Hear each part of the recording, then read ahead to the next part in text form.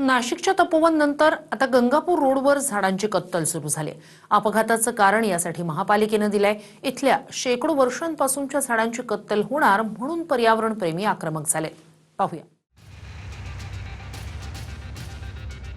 भलेही दरवर्षी खड्ड्यांमुळे हजारो लोकांचा मृत्यू होत असतो, मात्र तेव्हा जीवाची पर्वा न करणारी व्यवस्था त्याच जीवांचा दाखला देऊन आता झाडांची कत्तल करू लागली आहे। कुंभमेळ्याच्या नावाखाली नाशिकचं फुफ्फुस असलेल्या तपोवनातल्या कत्तलीचा मुद्दा ताजा असताना आता नाशिक महापालिकेनं गंगापूर रस्त्यावरच्या झाडांची कत्तल सुरू केली आहे। अनेक झाडांच्या फांद्या छाटून ते आता टप्प्याटप्प्यानं समूळ तोडण्याचं काम सुरू झालंय। गंगापूर रोडवरच्या 350 झाडांचा महापालिकेनं सर्व्हे केलाय। माहितीनुसार पहिल्या काही टप्प्यात 44 झाडं तोडली जाणार आहेत। त्यापैकी 4 झाडांची कत्तल आधीच केली गेली आहे। विशेष म्हणजे अशा प्रसंगी एरवी वृक्षप्रेमी आणि प्रशासन यांच्यात संघर्ष होतो, मात्र यावेळी पहिल्यांदाच एका बाजूला वृक्षप्रेमी झाडं न तोडण्यासाठी रस्त्यावर होते आणि दुसऱ्या बाजूला झाडं तोडा म्हणून काही लोक हातात फलक घेऊनही पोहोचले। सर, तुम्ही आता म्हटलात रस्त्याच्या मध्यभागी हे झाड रस्त्याच्या मध्यभागी नाहीये, हे रस्त्याच्या कडेला झाड आहे।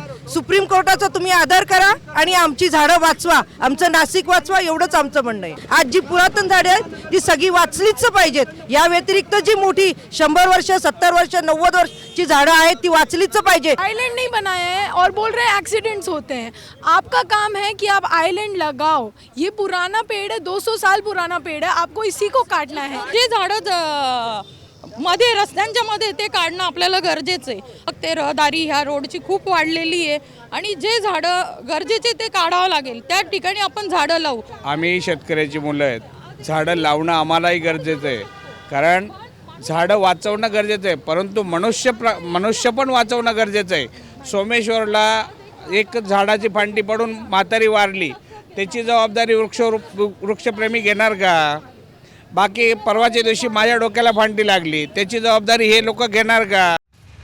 मीडिया रिपोर्टनुसार नाशिक शहरात 2025 या वर्षात एकूण 862 अपघात झाले, ज्यात 197 लोकांचा मृत्यू झाला, 501 जण जखमी झाले।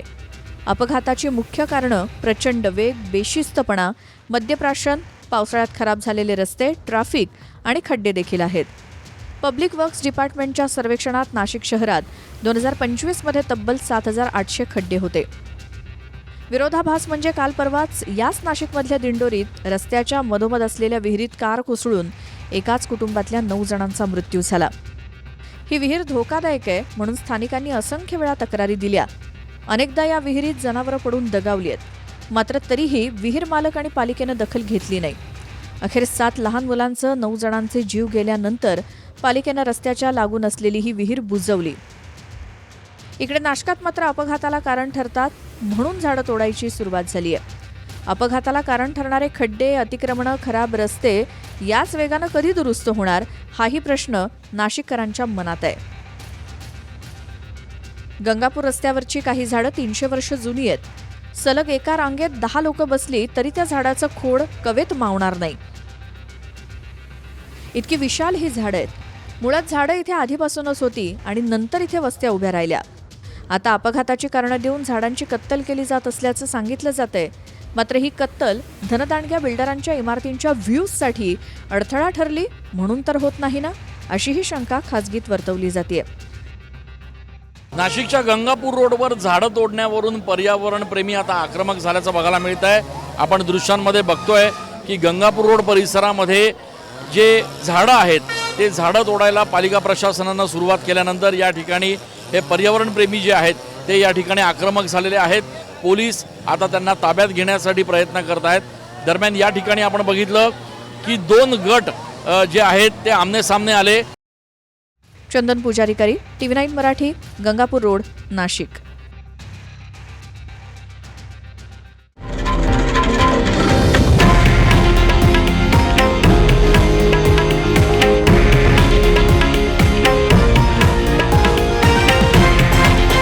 हे आहे देशातील नंबर 1 न्यूज नेटवर्क आणि आपण पाहत आहात TV9 मराठी, एकमेव।